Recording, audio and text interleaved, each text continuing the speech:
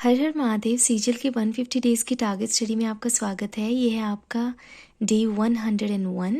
उम्मीद कर रही हूँ 100 दिन आपने कंप्लीट कर दिए हैं। एक कमेंट मुझे दिखाई दिया कि दी मैंने 100 दिन कंप्लीट कर लिए हैं, विच इज़ वेरी नाइस। मुझे बहुत अच्छा लगा। अगर आपने भी 100 डेज़ कंप्लीट कर लिए हैं तो मुझे कमेंट्स में बताना, और अगर आप अभी लैग कर रहे हैं, आप पीछे हैं, तो वो भी प्लीज़ मेंशन कर देना मुझे। कुछ बच्चों ने बीच में स्टार्ट किया है तो वो भी प्लीज़ आप बताओ मुझे कि दी हमने तो बीच में स्टार्ट किया था, इस डे से हमने स्टार्ट किया है, क्योंकि उन्होंने पीछे काफ़ी चीज़ें स्किप भी कर दी हैं, कुछ चीज़ें छूट गई हैं, तो उनके लिए इंपॉर्टेंट है कि हम आगे उन सब चीज़ों को इनकलकेट करें। तो अगर ऐसे एस्पिरेंट हैं जिन्होंने पीछे चीज़ें छोड़ दी हैं तो वो बता दें, ताकि रिविज़न जब अभी हम स्टार्ट करेंगे तो सब चीज़ों को साथ लेकर चल पड़ेंगे। मैथ्स में आज आपका पार्टनरशिप जो है उसका टेस्ट डे है। ऑलरेडी हमने चैप्टर कंप्लीट कर दिया है, जितना टाइम देना चाहिए तो उतना समय हमने दे लिया है। तो टेस्ट डे में आपको क्या करना है, SSC math PYP mock test series में जाना है। 75 डेज हार्ड चैलेंज आपको मिलेगा वहाँ पर। Day 9 PY city 18 partnership, day 10 city 18 partnership, ये दोनों आपको कंप्लीट करनी है। और साथ ही आपको 30 क्वेश्चन प्रैक्टिस करने हैं अपनी बुक से। जो भी बुक आपके पास है वहाँ से आप 30 क्वेश्चन प्रैक्टिस कर लेना। आज हम साथ ही एक नया चैप्टर स्टार्ट कर रहे हैं, simple and compound interest. Simple and compound interest, जैसा कि नाम सिंपल है, ये सिंपल है लेकिन कैलकुलेटिव हो जाता है। यहाँ पर आपकी परसेंटेज भी काम में आएगी, जो हमने परसेंटेज कैलकुलेशन के टाइम रेमो सर से भी पढ़ा था और परसेंटेज चैप्टर में भी हमने पढ़ा था, फ्रैक्शन फॉर्म में कन्वर्जन करना, वो सब चीज़ें अब आपके यहाँ काम आने वाली हैं इस चैप्टर में। साथ ही इसमें जो इंस्टॉलमेंट वाला पार्ट रहता है दैट इज़ वेरी इंपॉर्टेंट, तो उसको हम अलग से पढ़ेंगे। पहले इस चैप्टर को हम अभिनय सर के साथ में करेंगे, फिर सिंपल अलग से एक बार करेंगे, कंपाउंड अलग से करेंगे, फिर इंस्टॉलमेंट दोनों की अलग अलग से करेंगे। इसके बाद में कुछ पीवाईक्यू प्रैक्टिस करेंगे और फिर हम टेस्ट डे पर आ जाएंगे। यानी कि इस चैप्टर को कम से कम आपके 5 दिन या 6 दिन तो लगने वाले हैं। इतना समय इन चैप्टर्स को हमें देना पड़ेगा। जैसे ये हो जाता है तो आपका अर्थमेटिक कंप्लीट हो जाएगा। और फिर हम कहाँ स्टार्ट कर देंगे, हम शुरू करेंगे एडवांस के साथ में। और एडवांस में हम जो स्टार्ट करेंगे वो कैसे स्टार्ट करेंगे, जिस चैप्टर से ज़्यादा क्वेश्चन पूछे जाते हैं, वेटेज कैसे है, उस हिसाब से हम चलेंगे। यानी कि पहले ज़्यादा चैप्टर वाले को करेंगे, इसके बाद में ग्रेजुअली हम उन चैप्टर्स को कंप्लीट करेंगे जिनसे कम क्वेश्चन पूछे जाते हैं। कोऑर्डिनेट ज्योमेट्री वैसे तो है नहीं, लेकिन हम कोऑर्डिनेट ज्योमेट्री को भी इंक्लूड करेंगे। कभी कभी हो जाता है कि कोई क्वेश्चन पूछ लिया जाए, आपको बेसिक्स पता होना चाहिए। कोऑर्डिनेट ज्योमेट्री की बहुत सी चीज़ें, ट्रिग्नोमेट्री, हाइट एंड डिस्टेंस, यहाँ पे भी ग्राफिंग का यूज़ कर लिया जाता है, तो आपको वो चीज़ें भी पता होनी चाहिए, तो हम वो भी कर लेंगे। ठीक है, तो आपको सिंपल एंड कंपाउंडर्स कहाँ से करना है, अभिनय सर की 6 घंटे की क्लास है।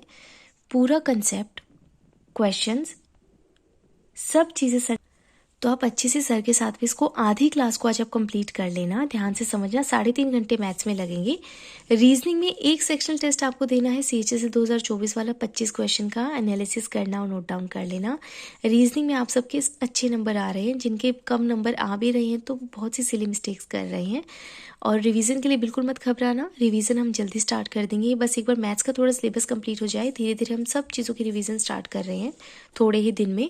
इंग्लिश में रानी मैम के साथ आपको पी अल्फ़ाबेट करना है, 1 घंटे 18 मिनट की क्लास है। 10 one word substitution, 10 idiom phrases करना। आज निमिषा मैम के साथ आपको एडिटोरियल करना है 5 फरवरी वाला।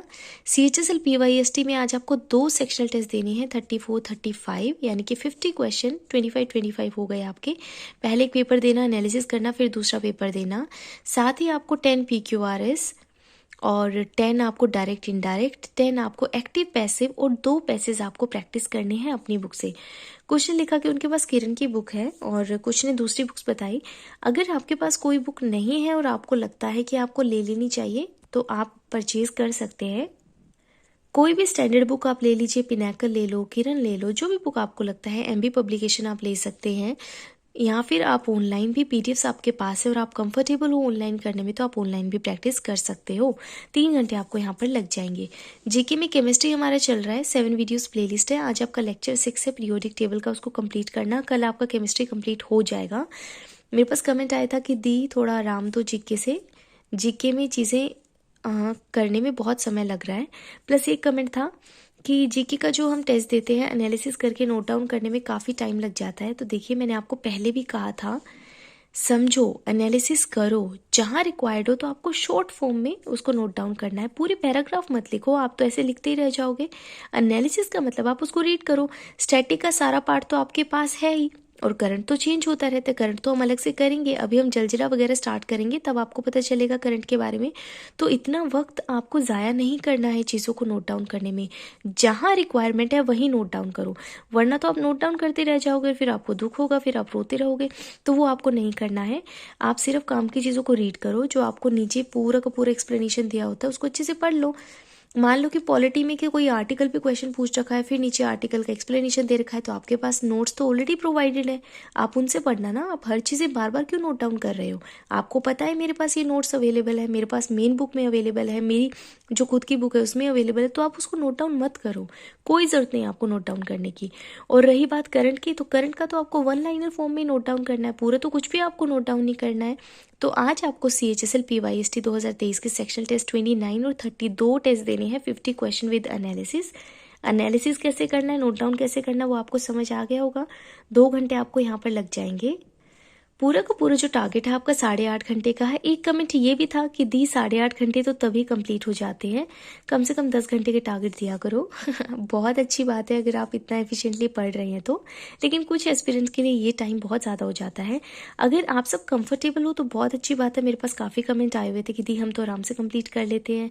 एक का कमेंट था कि दी थोड़ी तबीयत खराब थी, अदरवाइज़ कोई प्रॉब्लम नहीं होती है। तो देखो, तबीयत का भी ध्यान रखो, अपने स्वास्थ्य को अच्छे से मेंटेन करके रखो, खाते पीते रहो और खुश रहो, तभी तो पढ़ पाओगे ना आप। अगर आप अच्छे से खाओगे पियोगे नहीं, सोओगे नहीं, तो कैसे पढ़ोगे? तो अपना ध्यान रखो अच्छे से।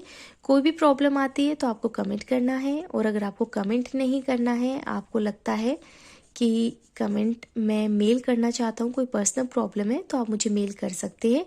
बाकी अपना ध्यान रखिए, अच्छे से टारगेट को पूरा करना। हर हर महादेव।